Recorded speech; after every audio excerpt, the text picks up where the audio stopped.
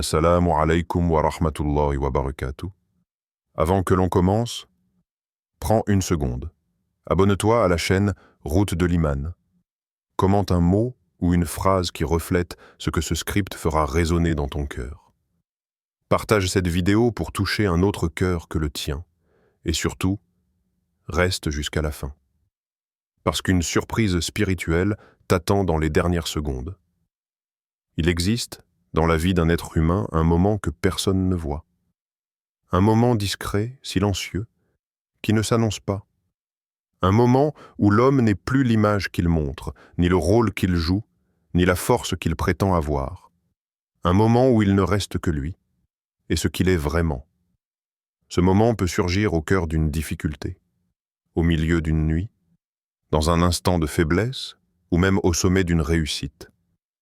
Il vient sans prévenir, mais il emporte quelque chose lorsqu'il arrive, tous les masques. À ce moment-là, l'âme se tourne vers son Créateur, parfois avec douceur, parfois avec douleur, et elle murmure une question qu'on n'ose pas formuler à haute voix. Suis-je réellement sincère avec Allah, ou seulement croyant en apparence? Cette question ne se pose pas avec la langue. Elle se pose avec les tremblements du cœur. Et c'est précisément ici que la sourate Al-Ikhlas entre en scène. Pas comme un texte sacré que l'on récite par habitude, mais comme un miroir. Un miroir que Allah place devant toi pour que tu te vois sans artifice. Car Al-Ikhlas n'est pas une simple sourate composée de 4 versets. C'est une purification, un rappel brutal mais miséricordieux de ce que signifie réellement être musulman. Être sincère. La sincérité n'est jamais un acte visible. Elle n'impressionne personne. Elle ne cherche aucun applaudissement. Elle ne se montre pas devant les autres. La sincérité est une conversation privée entre toi et Allah. Personne n'y a accès. Personne ne peut l'évaluer. Personne ne peut la mesurer, sauf lui. Alors quand Allah dit dans le Coran وَمَا أُمِرُوا إِلَّا لِيَعْبُدُوا اللَّهَ مُخْلِصِينَ لَهُ الدِّينَ, il ne leur a été ordonné que d'adorer Allah en lui vouant un culte sincère. 98.5. Ce n'est pas une simple instruction. Ce verset agit comme une lumière qui traverse le cœur et pose une question silencieuse mais puissante. Dis-moi, toi qui me demandes tant de choses, que me donnes-tu réellement, ton cœur ou seulement tes gestes? Les gestes sont faciles. Ils sont mécaniques. Ils peuvent être accomplis sans amour, sans présence, sans profondeur. Le cœur, en revanche, est coûteux, fragile, parfois brisé. Alors demande-toi, quand tu pries, est-ce ton âme qui se prosterne, ou seulement ton corps? Quand tu fais du bien, est-ce Allah que tu cherches, ou l'estime des gens? Quand tu récites Al-Ikhlas, est-ce une habitude ou une reconnaissance profonde de celui que tu adores? Toutes ces questions ne sont pas là pour te blesser. Elles sont là pour t'éveiller. La sincérité n'est pas un état permanent, c'est une lutte. Une lutte que chacun mène dans le silence de son cœur. Une lutte contre l'ostentation, contre l'orgueil, contre le regard des autres, contre la facilité de faire semblant. Parce que la vérité, c'est qu'il est plus simple d'avoir l'air pieux que de l'être réellement. Il est plus simple de réciter des sourates que de comprendre ce qu'elles exigent de toi. Il est plus simple de plaire aux gens que de plaire à Allah. Et c'est précisément pour cela que Al-Ikhlas existe, pour ramener l'adoration à son essence, pour rappeler que la relation avec Allah n'est pas une performance, mais un refuge, pas une vitrine, mais une intimité. Imagine une personne qui marche dans un désert immense. Le soleil brûle, la chaleur l'écrase et chaque pas semble plus lourd que le précédent. Elle a de l'eau dans ses mains, mais cette eau n'est pas pour boire. Elle doit la porter sans la laisser tomber. Cette eau, c'est ta sincérité. Et le désert, c'est la vie.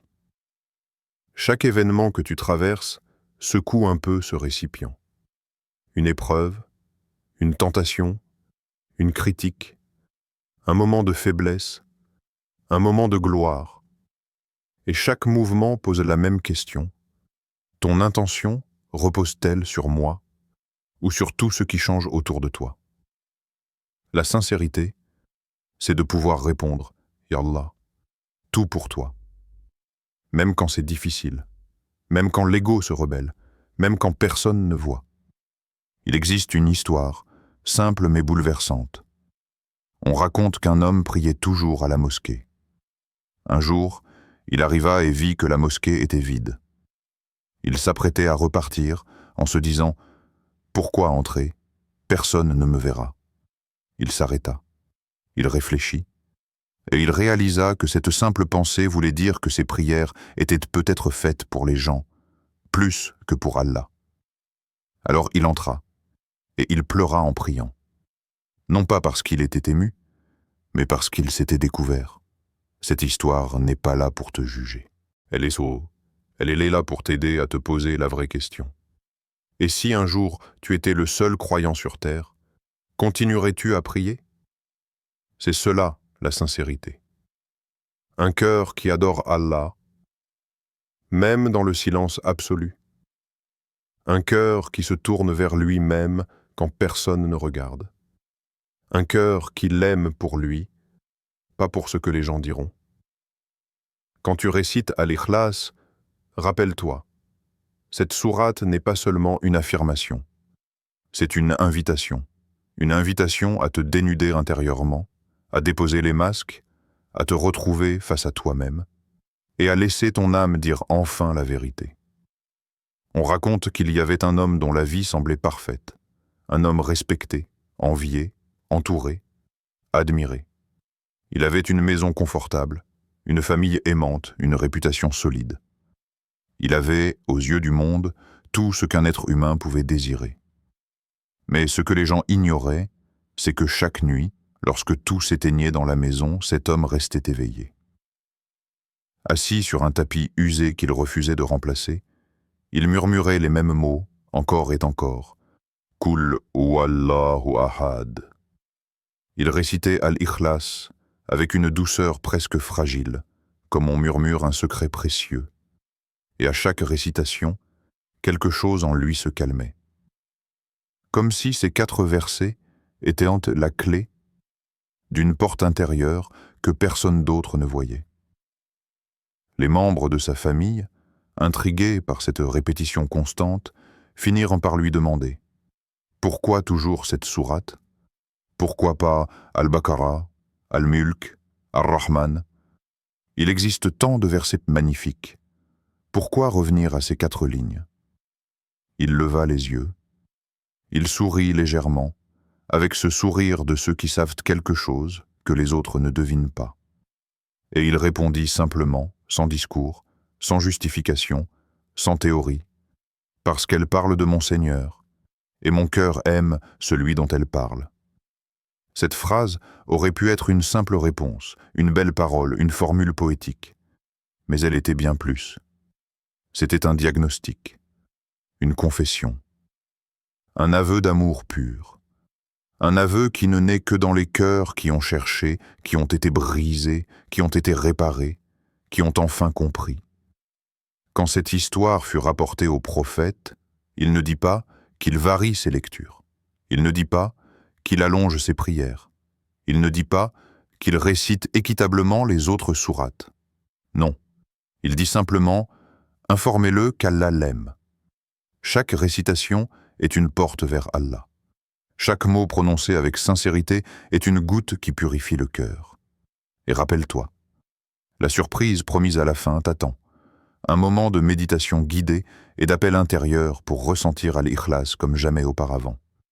Reste connecté jusqu'au dernier mot, car ce moment pourrait transformer ton cœur.